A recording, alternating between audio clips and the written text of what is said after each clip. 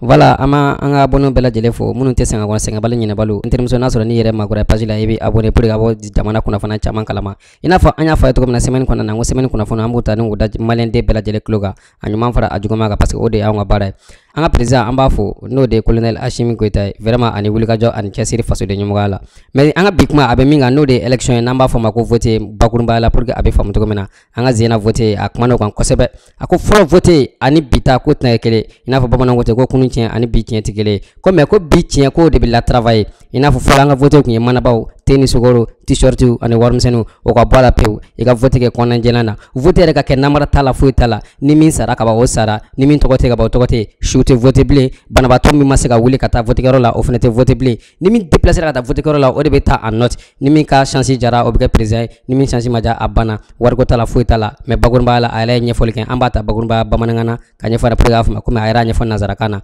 voilà nga janga Hashimi Goïta la main. Nous accorderons une attention toute particulière au fichier électoral, dont l'actualisation nécessitera une harmonisation des données de l'état civil et le fichier lui-même. L'EJ mettra également un accent particulier sur les opérations de dépouillement des bulletins de vote, du recensement des votes, de la centralisation, de la proclamation, de la publication des résultats provisoires des scrutins par bureau de vote. Je puis respectueusement vous assurer que nous avons une conscience lucide et claire de la réussite des missions assignées à l'EJ. Missions que nous accomplirons avec responsabilité et forte conviction. Mais au-delà, l'EJ sera elle aussi exigeante à l'endroit de tous les acteurs du processus électoral pour un respect scrupuleux de ses prérogatives légales. Prérogatives sur lesquelles reposent les soubresauts de la démocratie. Les Maliens y tiennent et ont voulu la mise en place de l'EJ, doléances exprimées lors des assises nationales de la refondation. Elles ont été rappelées par le président de la transition.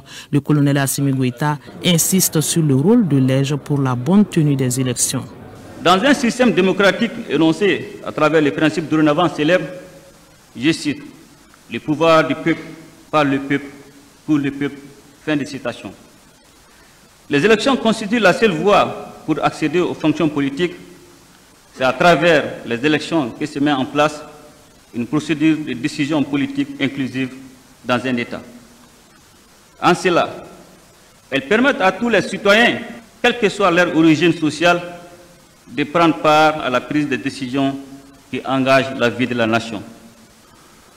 Aussi, les élections doivent être organisées de manière transparente afin que les résultats des scrutins reflètent les votes des citoyens. C'est à cet impératif que répond la création de l'autorité indépendante de gestion des élections.